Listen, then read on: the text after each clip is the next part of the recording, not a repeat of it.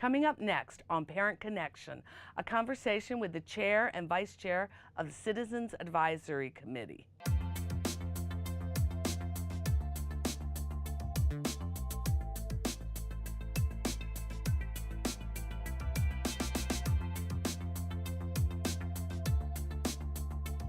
Welcome to Parent Connection.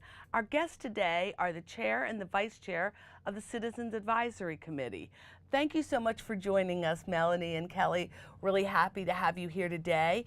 First of all, introduce yourselves and tell us a little bit about yourselves. Well, thank you for having us. We really appreciate it. My name is Melanie Teichert. I am the current chair of the Citizens Advisory Committee to the Board of Education.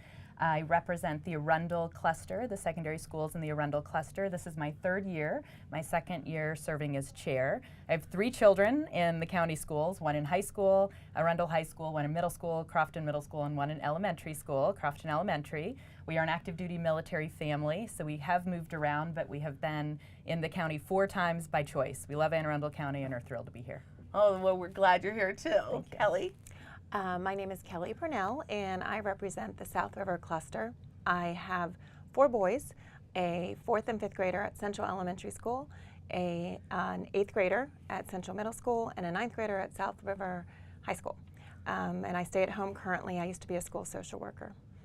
Well, you certainly have all of the levels covered between the two of you, elementary, middle, and high school. So that's a challenge in itself, I would imagine. Yes. It is. Tell us a little bit about what is the CAC for our guests who don't really know what that is. The CAC stands for the Citizens Advisory Council, or Committee, and we are a subsidiary arm of the Board of Education. Our role is to advise the board on educational issues of interest to the whole county, whether they be policies, activities, programs. We're meant to represent the community and bring feedback and ideas to the Board of Education. I'd say that sums it up pretty good. Well, I think one of the things you are in the new CAC, I guess we would call it, those of us who have been around a while, because the CAC used to be local to the schools, and then there was always a county council, you know, the main one, I guess, that would work here at the board level. But there's a new structure, I would say, in the last 3 to 4 years, where they actually have every cluster represented, and that was something that always was tried, but it wasn't always successful. But now, I mean, the composition is really impressive to see so many people and to see that every cluster is represented, both the elementary and the secondary levels. Right. And also the PIAC, the Parents Advisory, I'm going to get the Parent Involvement Advisory Council. And CCAC, the Special Education Citizens Committee, and There's PTA. a military representative, Right. so an active duty military family is separately represented, the PTA. Right, we're really a diverse group, which is fantastic. We're about 30 members, 12 high school clusters, like you said, and we have an elementary and a secondary representative from each cluster. And so we're really a large and diverse group.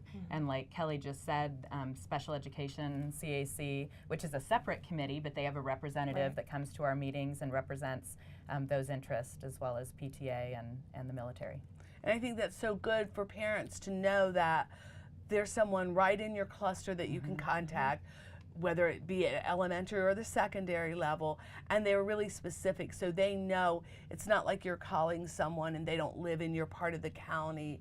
Right. And our county is so big in Anne Arundel and so diverse that it really, you could be living in a city or you can be really rural, depending on where you live. So it's kind of nice to have all of those people in one room and get to hear the feedback and what the issues are too.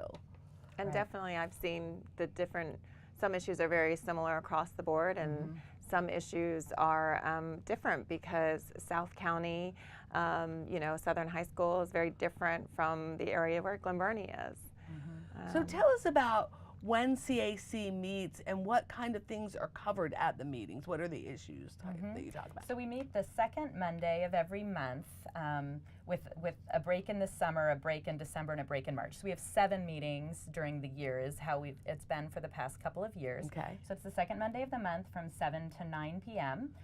It is open to the public, so all of our cluster reps will be there, but members of the public are certainly welcome to come. As far as what happens at the meetings, it varies month to month.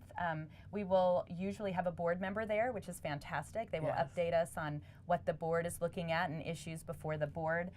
We will typically have a speaker of some sort. Sometimes it's someone from the staff on things like park testing or student services or new grading policies. So those will be briefed to us. And then we have time to discuss items that are brought up by the cluster representatives that are there. Oh, and I will say, we also always have a policy update. So the Board of Education at their meetings will update policies for the school system, and so we'll get an update on kind of hot topics and policies. And the big one is coming up in January, will be presented on the budget, which is always a confusing and overwhelming topic. I think it really is informative for the parents that are members, and then they go back and, obviously the idea is to share it with everyone else in your cluster, but to really hear the details of the budget. Because honestly, even as an employee, until I got in a position where that was something I worked with regularly, you don't know the complexity of the budget and where the funds are coming from and how it's arranged. It really, I think that's eye-opening for so many parents. For sure. It is, and I definitely think it's good to pay attention throughout January and beyond as the budget is being worked, because it is very complex, like you say, and there are constraints, I think, that sometimes people don't know about, that the school budget is a part of the county budget, and so they've got to work out all those details with how that fits into the county budget as a whole. So what issues are the CAC working on right now? What are some of the things that are going on? Well, this year so let me back up and say, within the CAC, we divide into subcommittees to try to look at some different issues and get a little more information, maybe do a little more digging and see, and take that information and see what we can do with it. So some of the topics this year that seem to be of importance, equity is always in a discussion topic. And making sure that people, how the students are treated across the board, and looking at issues that is impacting them. And I'll add to that, because I think you're going to move on, that within equity, we have so many great programs in our county, whether they be programs of choice or programs within schools. And so equity is interested in just making sure those opportunities are available to all, that they're equally available to all students that are in our county. Yeah. So also, big one this year is wellness, kind of social and emotional wellness of children. The issues that we had multiple reports from different Board of Education members, and you can see in the news, they're just the kids, there's a lot of social, emotional issues that are impacting the kids, and we're hearing a lot about that. We recently had a presentation about the services that the county has to offer for these kids. So we're trying to dig a little deeper and get some more information into that, see what's offered, and how we can make sure parents are aware of that, and if there's things that maybe we can advise the board to that might be further needed. I would say, would you? Right, yeah, absolutely. And I think part of that, it came from kind of two directions. I think one, that there are things going on in the county. We know that we're getting educated, the students are being educated on opioid addiction and lots of things going on in our county that we want to make sure the kids are educated on. But then also the makeup of our CAC, like Kelly said, that she had been a social worker, and we actually have a core of people that are members of the CAC right now that have expertise in mental illness counseling, working with underserved populations, and so I feel like we have a really great group to work with the county on identifying best practices and helping getting the word out. Oh, I countywide. definitely agree. The makeup of it is really a strong group of people. And when you talk about the social emotional wellness of children, one of the things that I know as a county, there's a committee and that started work on even the youngest of our children, birth to 5 and then up to 2nd grade, seeing some behaviors that maybe we wouldn't have seen before at early ages, and trying to figure out why that is. And we know that as we're starting to research it and look at more and more articles, that's not just in Anne Arundel County, it's kind of across the country. So what's going on that are causing these issues and these maybe disciplinary issues or acting out or whatever it is at such an early age, and how can we work with a positive spin on it, obviously, but to make sure that they don't start out negative, because you want the school, you don't want to be a child in kindergarten not to like school. Right. You want them to be balanced, loving school every day, loving to learn. So I think that's the county really will look to the CAC to help with that, because I know it is a big issue right now. And I think an advantage we have in the CAC is because we're cluster specific, we are in touch with our schools. And so there's some really great guidance counselors and social workers already in our schools. Absolutely. And I think we can see some of the great things going on and help share that with other members of the CAC and other clusters, and really try to help disseminate those best practices. I know in the elementary school what the guidance counselors are doing in individual classrooms often with the children is making a big difference. And so knowing that's going on and helping get the word out, I think is important. Well, I know you've had several focuses, so tell us about a few of the more of the focuses and what you're really honing in on this year, other than what we've discussed. So a big one that came up this year at the very first meeting when we had the board president, Mrs. Hummer, there, was overcrowding in schools. So our school population has grown, right? A lot of people want to move into Anne Arundel County. It's a great place to live, but unfortunately the budget didn't support growing the staff to support that. And so our classrooms have gotten bigger. And so as a committee, we're interested in learning about laws and policies that enable development that allows new families to move in without the infrastructure, say, to support that. And so we have 2 separate committees, one that is broadly called advocacy for now, and one that's looking in particular at the school overcrowding, where the goal of those committees is to gather information and help disseminate it to the community, and then help mobilize the community to get involved if we feel like changes are necessary. So it's important to say, as the CAC, we're not a lobbying group, so we don't go and advocate on behalf of the board. That's not our role. But we can educate the community, and then we can help explain and mobilize people that can advocate, say, for the school budget within the county, right? Because we need money to pay more teachers. So we can help people learn that, maybe how one can do that and how to mobilize for that. And then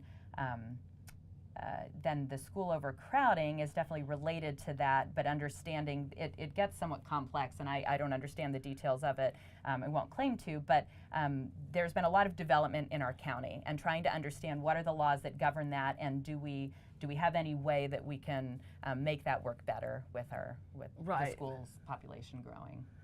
And that kind of, sometimes that's a guess. I mean, it's an educated guess, and people are looking at data and looking at trends and all, but when a development is built and you think there's going to be a certain amount of students, or I know from my community, it's an older community, so the number of students in the community had gone down, I would say considerably for a while, but now it's turning. And as the older people are moving out, we're having all these young families.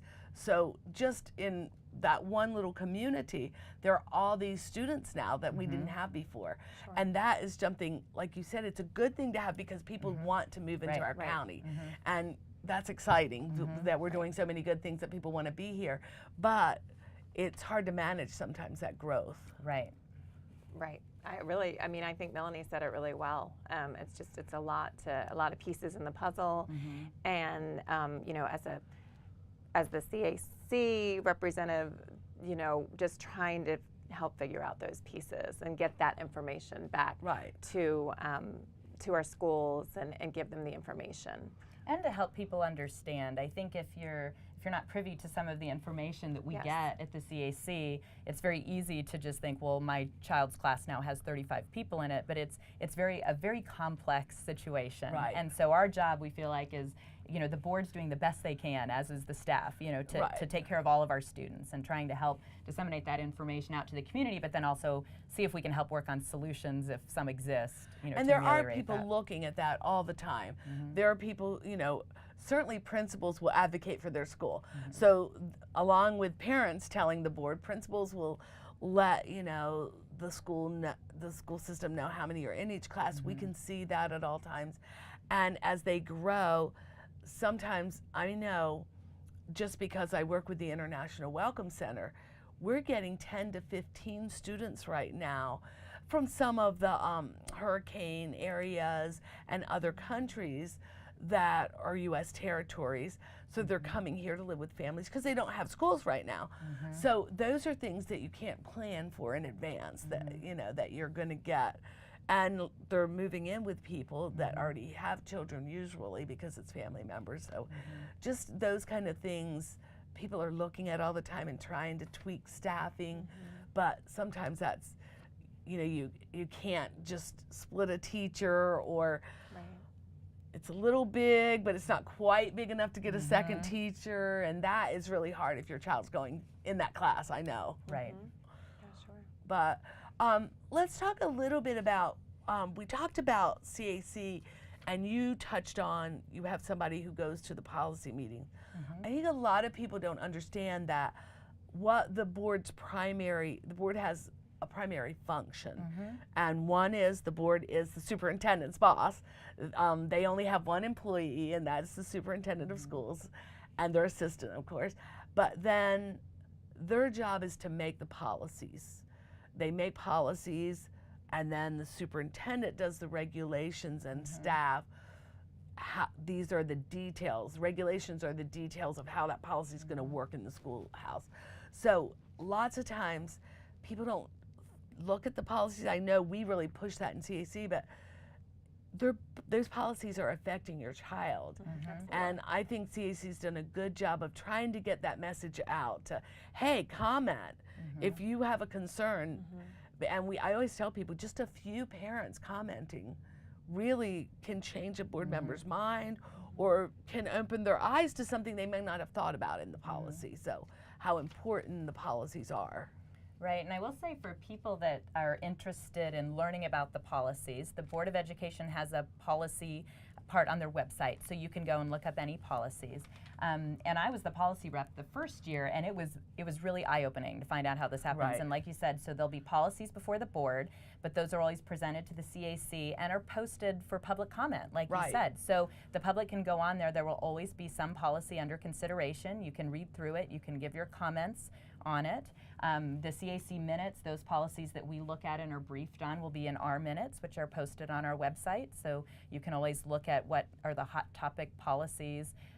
So for example, some that came through recently, the quarterly assessments, that came through a policy change, and the accompanying regulation, the cum laude system, in addition to valedictorian, salutatorian. And I will say that really underwent some big changes from what was first briefed, based on public comment on wanting to keep the valedictorian, salutatorian. So people's voices are heard. And I think you just need to be part of the conversation. Yeah, and that's what I was thinking when you were talking about being able to comment. Before getting involved in the CAC, I would say I wasn't super involved as a parent and a community member, other than at my local schools. So this was my first involvement in a county level, and I have found board members to be very open to feedback. They come to our somebody comes to our meeting every month and listens, and I've definitely seen a cause and effect from even just things brought up in a board meeting, or not, I'm sorry, in a board meeting, but in a CAC meeting, and how that's impacted things, or directed things. So I really would encourage people to email or reach out if something is of importance to them as that's up for discussion. And I think that is important because most of us, and I think just the average parent, if you're involved, you're going to be involved at your child's school or schools in your cases, because that's where your child is. You're trying to learn about the school. You want to know the teachers. You want to know the administrators. But we encourage parents. There are always groups of parents who want to do more or just answer the call, whether they want to or not. But when you get involved at the county level, you do see so many different things, and it is eye-opening of how things work. I know, the calendar, that was something we brought through the CAC, and we take to all parents, but those are very personal things, and lots of times people think they're just sitting up there. Right. Right. Why are they saying this? Why didn't they think of that? But sometimes it really is, we're doing the best we can, but we need to hear the voice of parents. And I know for the calendar, because I sit on that committee as well, we do change things based on what parents say. And the board is very much listening all the time to what parents will tell them about it and say, well, why don't we try this? Let's see this. So I think parents don't realize how important their voice is. Right. And I hope that more will listen and be involved in CAC so that they understand that. Now, if they wanted to contact CAC, what would be the best way to reach out? If I don't know who my CAC person is and I have a topic I want to discuss, what would you tell them to do? I would say the first place is to go to our website. It is on the school website, so AACPS/CAC, and you'll find my email, Kelly's email, and then our secretary's email. And then all the representatives are listed there. Yes, not necessarily the contact information, but their names are listed, and you can email either of us, Yes, and we will absolutely. get you in touch with your representative. We are also starting a Facebook site, so that is a long time coming, Yes. but we have a member from the Broadnet cluster that is getting that going. We're very excited about it, and then we hope to push information that way as well. So keep an eye out for CAC Facebook. That'll be coming soon, and we'll that's definitely exciting. we'll see if we can get the school system to do maybe a public release when that's fully mobilized. But and then there we will have emails for everybody as well. But in the meantime, you can always contact Kelly or I, and we will get you Sure. in touch with Absolutely. with your representative. And you did mention that CAC meetings are open to the public, and there is actually a time towards the end of the meeting where if public is there, and we had people that have attended and want to bring something or just a question. I think the other thing about CAC that you mentioned earlier, with having a PTA rep, a PIAC rep, a military liaison, those are groups of pockets of people that we know sometimes aren't represented necessarily, and CAC does a good job of incorporating all of that, the special ed CAC, and hearing about those events so that people really can stay apprised of what's going on. So, Yeah, well, I was going to say too, and sometimes there is, it can get a little confusing as to, is this a county-wide issue? Is this a school issue? As I said earlier, sometimes the issues can be very different from, South to North County. Right. And sometimes they can be very similar. If there are concerns, parents can absolutely contact any of us, and we'll do our best. And if it's not really a CAC issue, we can also help trying to point in the right direction. There's certainly been topics that have come up, and someone said, well, this isn't really CAC, but who do I go to? Right. And we can help them figure out, well, go to your principal or go to, this person or that person. So we can try to do that as well. now if we have people who are listening and thinking, well, that's something I would like to do, I'm kind of interested in that level, how do you become a CAC person? How do you get on the CAC? Well, actually, Melanie and I, this is our third year. So this is our last year. Our terms are up, so there's always other, lots of seats available. And you can apply, there's a written application online when you go to the CAC page, and you'll probably better remember when it's due. I'm trying to remember when it's due. Well, in the typically spring. in the spring, Right. you usually know whose term is up, Right. but then you also kind of quiz the group because some people have things they might be moving or they have job obligations and they know that they're not going to be able to do it the next year. So then our public information office and communications sends out something. It goes in the press. It's a press release. It's on the website, and there's an application process. And some people are wondering how that happens, but the application process goes out. People fill it out. We always advertise for what's open. Lots of times people don't necessarily look at that and just apply anyway, but we can only fill the open positions. And then by board policy, there's a selection committee. The superintendent's representative sits on that. A board member sits on that. A CAC representative, and lots of times it's a chair, but sometimes it could be a member depending on the availability. And then an AEL, like a principal's representative, sits on it. And I can tell you, the last couple times we have had so many really qualified that it's hard. And what we do, CAC, we go by the policy and the regulations. So it's supposed to be a diverse group. It's supposed to be very mixed socioeconomically, race, male or female. So we really look at all that. And I can tell you, I know you two will second this, that the group that we have right now is a wonderful group, so diverse, really represents. I don't think there's a group that we would want to reach out to that somebody on that committee doesn't have a base in at some point. I will say, it reminded me when you said we only will accept applications for open positions, but there are 2 at-large positions. I think we neglected to mention that. So we did. There are 2 at-large. They're both occupied at the moment. I guess we'll see if they come open in the spring. But if you're not in a cluster that has a need at that time, that's an opportunity to get involved. That's The other thing that I'd bring up too is, do you have to have kids in the school system? You don't. You do not, right. That is a So big thing because with PIAC you do. That's the difference. The PIAC, it's parent involvement. You must have a child in the school system at the time you're sitting. But CAC is citizen, so you can be just a community member, you can be a business owner, you can be a parent, and we do have that. We have many people members with grown children mostly. Who don't have them now. But you do have to have an address in the cluster that you're representing. Yes, if you are must a live in the cluster cluster if you're and the purpose of that is obviously we want you to be able to reach out to those schools that are right by you.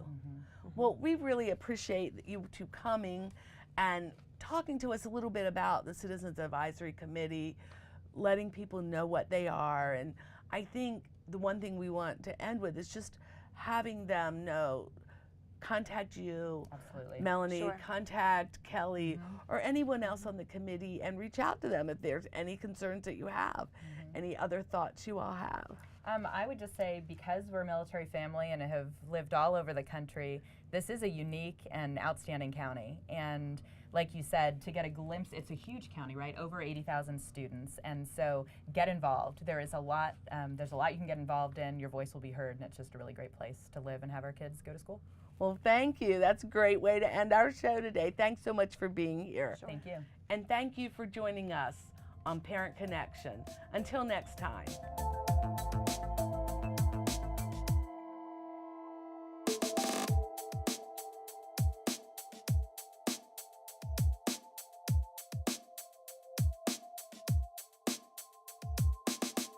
I'm Corporal Gamble with the Anne Arundel County Police. In regards to school safety, there are certain items that are not allowed in school.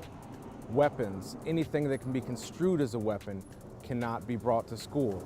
Things like switchblades, knives, anything with a sharp point, fingernail files, guns of any sort cannot be brought to school. Also, illegal drugs, prescription drugs, unless they are issued by the health room, cannot be brought to school. Tobacco products of any sort, alcohol, anything of that nature is not something that you can have in school.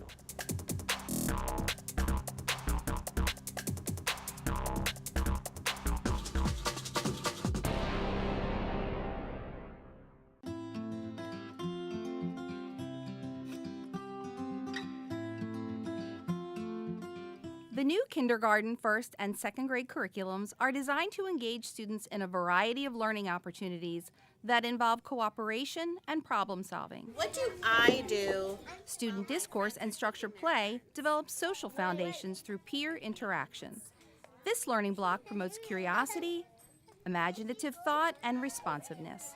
The primary focus is on the work of young children, play. The use of tools and materials allows students to share, take turns, and develop the confidence to make effective decisions in school and in life. Ask your child how they interacted with their friends today while engaging in structured play.